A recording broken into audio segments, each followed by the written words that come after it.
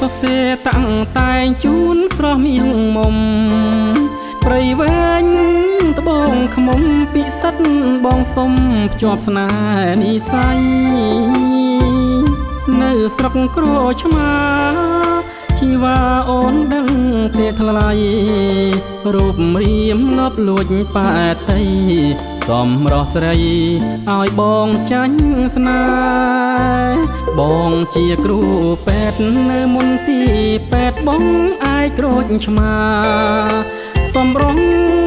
កូននិថាឲ្យរូបរៀមរាដកចិត្តមិនរួចលឺនិយាយ10ប្រកបមិនស្មើឃើញម្ដងក្រូចឆ្មាល្អក្រៃកូនឡងព្រួចដើមក្រងកំរងស្នេហារយៈពេល4ឆ្នាំបងចាំគ្រប់អានុសាខិតខំតស៊ូបដិញ្ញាហត់នឿយយ៉ាងណាក៏មិនរុញរីប្រយុទ្ធតតាំងព្យាបាលសុខភាពប្រជាលះបង់ទាំងពេលវេលាឲ្យប្រជា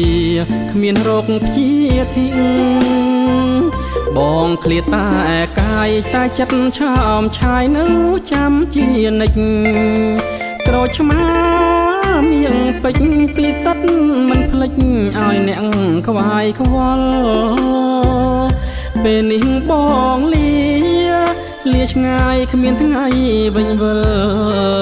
បើមាននិស័យមគ្គផលបងប្រាថ្នាជួបអូនម្ដងទៀត